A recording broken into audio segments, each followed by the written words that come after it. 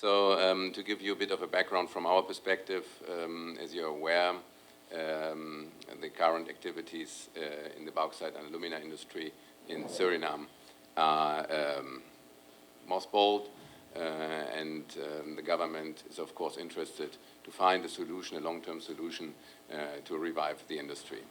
We are a medium-sized resources group based in Monaco, but with operations around the world in more than 20 countries. We are active in metals and minerals, in agriculture, and in other commodity activities and services. And we are also already active in the aluminium and alumina and bauxite industry. Especially we have an aluminium smelter in Germany, and we are currently working on a significant bauxite alumina project in Guinea in Western Africa. Around 1.5 years ago, we started to show our interest here in the activities in Suriname, and we have come some way to understand what are the requirements in order to find a solution in a very complicated economic environment. As you are aware, the commodity prices have significantly decreased, which is also one of the reasons why the current operator has decided to stop its activities. We think that medium and long term the prices will stabilize, and that with a very strict cost management and with an approach of a medium-sized company, there is a future for the plant as it is. Obviously, it has to be upgraded over time. And the plan which we have, which you already have outlined, Mr. Minister, is that we start with a smaller capacity in the beginning, based on the available bauxite, which will last for another 1 to 2 years, and parallel develop the Backhaus deposit as a long-term source for this plant. And then once the Backhaus deposit is up and running, then the plant can go back to full capacity. That is taking around 3 years, 2 to 3 years, depending a little bit on how quickly we can develop that and how the markets are going.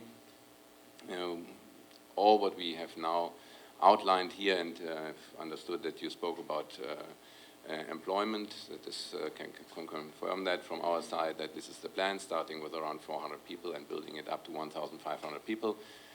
All that what we have in mind is of course based on the assumption that we come to a suitable solution, the government comes to a suitable solution with the current operator concerning the handover. This is still outstanding, so because our policy is always to be very clear and to be very not over-enthusiastic.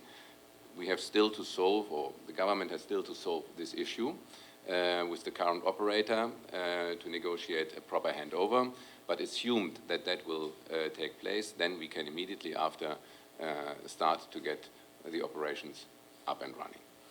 That's broadly speaking the plan.